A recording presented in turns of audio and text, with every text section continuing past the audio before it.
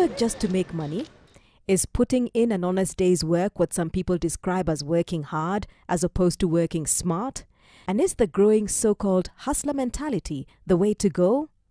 Pastor Mureithi of Mavuno says Kenyans have lost sight of the intrinsic value of work. The remaining motivation for work is just to make money, he says. Taking us back to the basics, Pastor Mureithi draws from the good book, saying the first act of work as we read it is that of God making something out of nothing. He says work should be about using our God-given abilities to create solutions to problems. Our education system was given to us. We didn't ask for it. And secondly, it was not to meet our needs. There's no European colonialist who said, you know what, let me make these Africans so smart that they'll compete against us in the open market and make products that will make my children have to compete. Nobody ever thought that. They came up with an education system that was supposed to create serfs, to create people to work in their companies, create clerks. It was all for their economy. It wasn't for our economy. And that's why you find a guy coming from some village somewhere where there are maybe several nuclear physicists, PhDs, and there's no running water, there's no electricity, people are dying of hunger every year, and yet we have some of the most educated people. We have people working in NASA and some very high-level places, Kenyans, but we have no solutions for our people. Apart from the education system, Kenya's working populace is a product of societal norms and values which have been inculcated at the most basic unit of the society, the family. That mentality where your parents are like, you know what, I want you to just go to school, I don't care what you study, I don't care whether you like it, this is where people are making money. For me, that whole thing has created a whole generation of people who honestly have no interest in solutions. They're here to just get rich. I always say the tragedy then is the middle class, that slice of the population, that 10%, 15% that should actually be creating solutions for Africa. They're so caught up just making wealth for themselves, insulating themselves from the rest of the population. The third factor, according to Pastor Mureithi, is our scarcity mentality. He says from the top to the bottom, we're a short-term thinking society. We have this myth that somewhere there's this national cake and I have to get into position so I can get some for myself and get my relatives also to get a piece for themselves. It's a very insidious thinking that has gotten into us. And I keep asking, if we're all about eating the cake, who's baking it? You know, in other countries, people focus on baking cake, but we don't have that perspective. It's like we have to eat it. So what have we done to our forest cover? From 30% to 1.7%, because we're all eating it.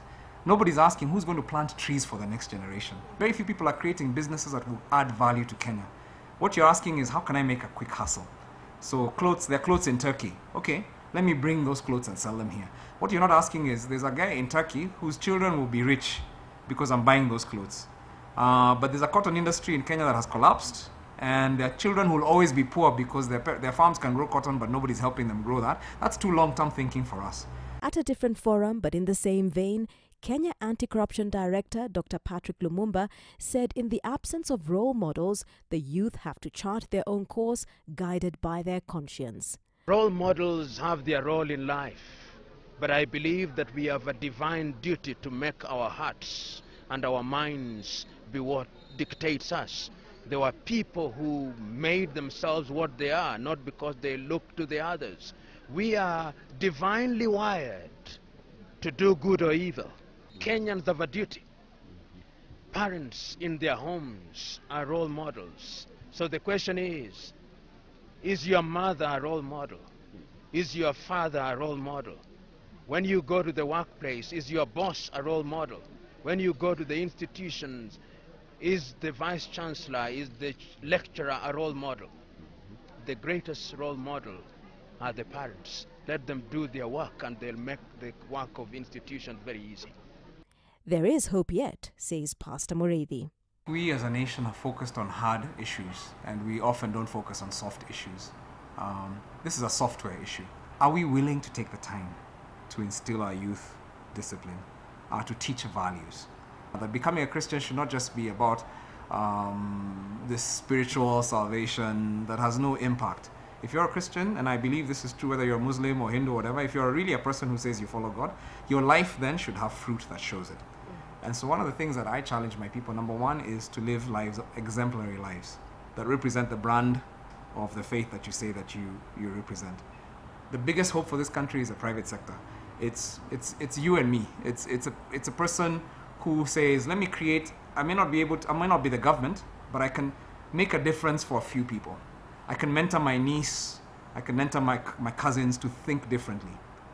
And so this is one of the things. I think the church has huge power, and I think the religious institutions have huge power because people give us time, they listen, and we can actually begin to educate people to think differently.